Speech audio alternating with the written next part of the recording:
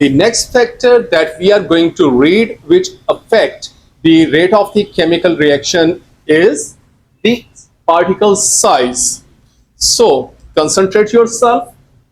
Decreasing the particle size of a solid reactant increases the speed of the reaction. Breaking up a solid reactant into smaller pieces increases its total surface area. So this is the original point around which the whole story in this topic particle size will revolve. So because the surface area is increased, there are more chances of the effective collision on that surface area, and lesser the surface area available, there will be less chances of the effective collision on that surface area. So actually surface area matters. So likewise, if you have a bigger dartboard, there will be a more chances to hit the dartboard.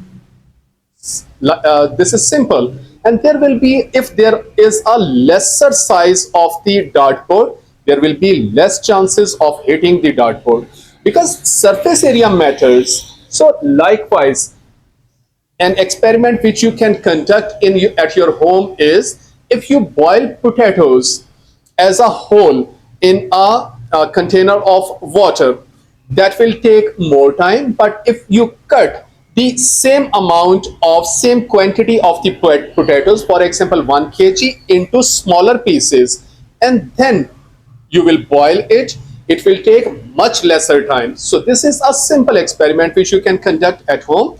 And other experiment is also there which you will read later into the experiment in this topic. So concentrate now. So look now, this is a solid which is in smaller pieces. It means more surface area is available for the particles to hit there, and definitely more chances of the effective collision. There is less surface area, so less chances of the effective collision. So there will be slow rate of the chemical reaction. Examples of some reaction whose reaction rates are affected by surface area. These are some common examples. So look now, first example, liquid and gases. Liquid kerosene burns slowly in air. Kerosene sprays or very fine droplets of it will with greater surface area burns rapidly in air. So when you spray kerosene, droplets will spread into the air. There will be more surface area. There will be more chances to burn these particles. This is why at petrol pumps it is strictly prohibited to light a candle or lighter or match, because in petrol pump area the petrol particles are accumulated in the atmosphere. So there is more chances to burn these particles. Next example is solid and gas. A pile of the thin sticks burns more rapidly than a single log of similar mass. So this is another example. Solid, finely shredded organic material decomposes more quickly in a compost heap than a large piece of the similar. So here is a video that will make your concepts more clear.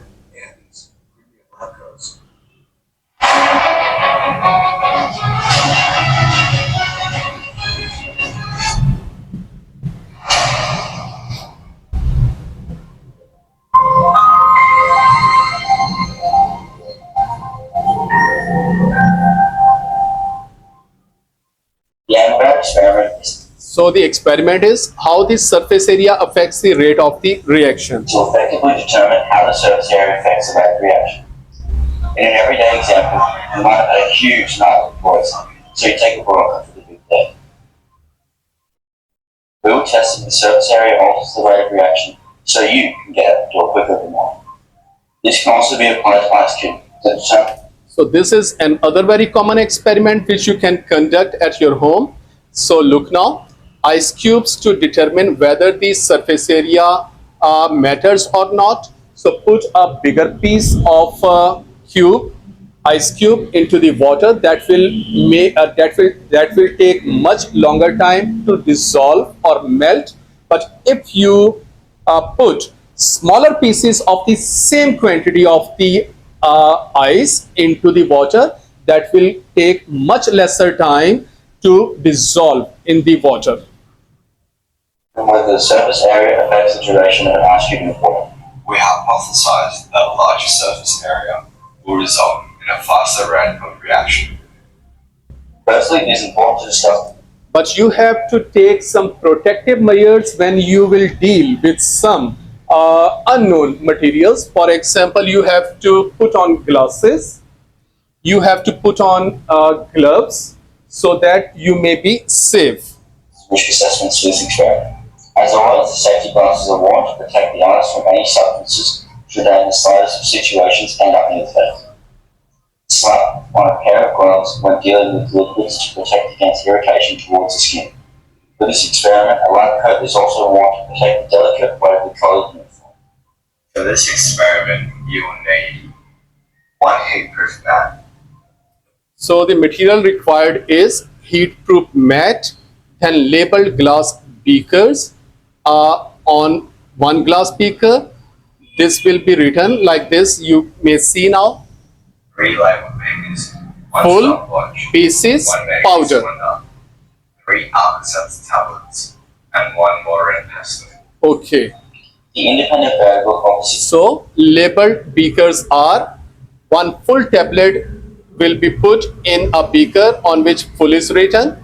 Then you will break the tablet into quarters into the other beaker that is written pieces, and then you will make the tablet powder, and that will be put into the third beaker.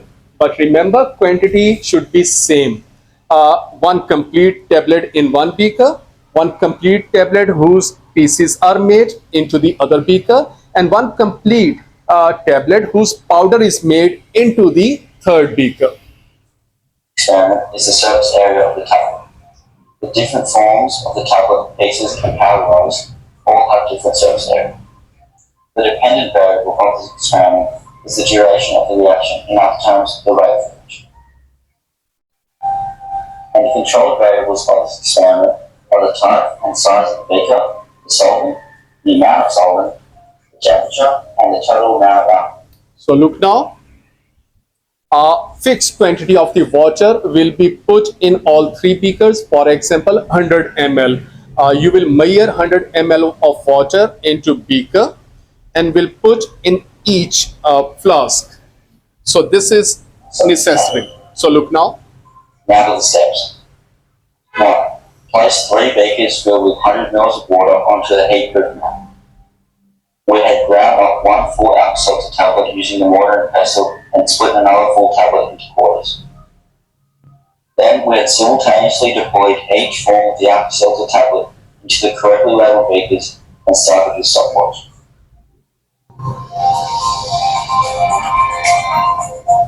So look now, all three tablets, either in full pieces or powder, are put into the beaker at the same time. This is also conditional so that the time can be recorded in an even manner. So look now, time. Full reacted 35 pieces in 1 minute, and fully reacted 1 minute 15 seconds. Times for reliability, and the results were recorded are as follows.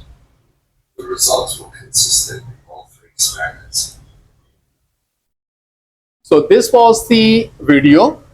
Okay, this question may also come in the alternate to practical exams. So the time recorded will be the time taken will be recorded, and the amount of the reaction will also be, surface area will also be recorded. So surface area can be recorded, so and time will also be recorded. So point will be marked and up to so on, and a line of the best fit will be drawn. So this is the same experiment which you have done in the other factors of the that affect the rate of the reaction. The rates at which the reaction occurs can be found by measuring either Method 1, the volume of the gas which is produced in a given time, or method 2, the loss of the mass of the reaction mixture in a given time. The two methods are generally used for measuring the rate of the reaction for process involving the formation of the gas. This question may also come in the paper number 4 of chemistry, alternate to practical. The method will be, look now, the mass of the conical flask plus the reaction mixture is measured at regular intervals. The total loss in mass is calculated for each reading of the balance, and this is plotted against the time. So the loss of the mass will be recorded at regular interval, for example, for after every 10 seconds or 20 seconds, and the time is also recorded. So the loss of the mass and time will be recorded in a table. So set of the values will be obtained, and after that all the points will be obtained. So this experiment will be repeated 4 or 5 or 6 times, and then those points will be plotted on the graph in the sheet of the graph paper, and a line of the best fit will be drawn. Line of the best fit, I'm telling you again and again, the line of the best fit is a type of the line that actually passes through maximum of the points, and the points above the line should be almost equal to the points below the line. So because all the points will not lie on the line of the best fit, so almost the same method in all the factors of the production will be used to plot the graph paper. So look now, the total loss in the mass is calculated for each reading of the balance, and this is plotted against time. Some sample results for experiment of this kind have been plotted in the figure.